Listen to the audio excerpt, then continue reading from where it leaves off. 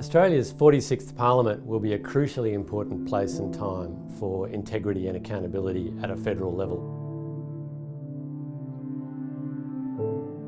What are the 5 big sets of integrity and accountability issues that the 46th Parliament is going to need to confront? Well, the first one is the creation of a national or Commonwealth Integrity Commission, a federal anti-corruption body. The Morrison government's Commonwealth Integrity Commission proposal, however, involves quite a bit of controversy. Currently, the proposal is to restrict the reach of such a body to criminal offences of corruption, like a law enforcement agency, when in fact we know that corruption is much broader, that grey area corruption is really very often what we should be focusing on. Which brings me to the second big integrity issue, which is whistleblower protection reform.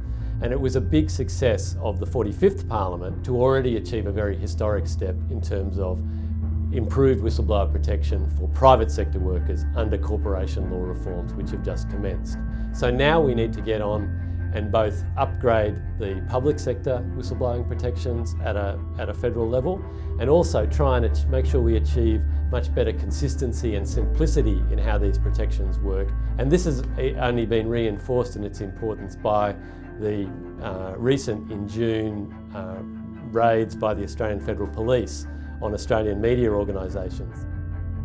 There are 3 more big issues. The first is to actually achieve some greater clarity and greater enforcement around our mechanisms intended to control undue influence on politics. And this ranges from the federal government, federal parliament needing to catch up with our states, Queensland and Victoria in particular, on introducing proper transparency in political donations and making, for example, a real-time disclosure regime for what political parties are receiving by way of donation. We need to see greater transparency and more enforcement in our lobbying regimes at a federal level, and this is emphasised by the problem of revolving doors. Former politicians and senior public servants who actually, it appears on the face of it, in breach of the very weak existing codes of conduct, going straight out of government and then taking up lobbying roles or consulting roles or corporate roles where clearly they intend to trade on information and skills they amassed as ministers in ways that are not necessarily conducive to the public interest.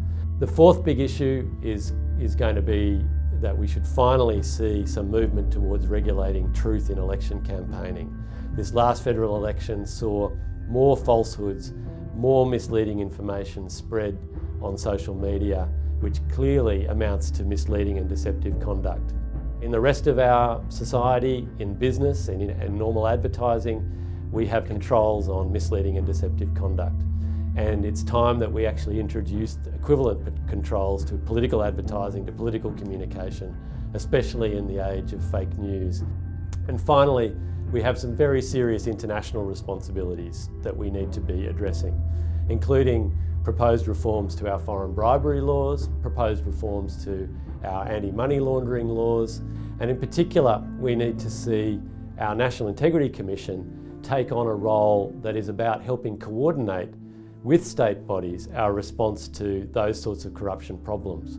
We've just seen the revelation that the son of former Papua New Guinea Prime Minister Peter O'Neill is living in a $13 million house in Sydney, the wealth behind which can't really be easily explained. And so we need to see our National Integrity Commission actually take on a stronger coordination role, tying our federal and state agencies together, liaising with international agencies, working with other federal bodies to do that in order to actually ensure that we achieve a holistic response to our international anti-corruption threats here at home in order to make sure that we're playing our role as a proper global citizen. So we can see that dealing with all 5 sets of issues is not only timely but really necessary in this term of the Parliament. We live in a very fast-changing world where corruption pressures are only rising, and so we can see that biting the bullet on these issues in the 46th Parliament will not only see us achieve these goals,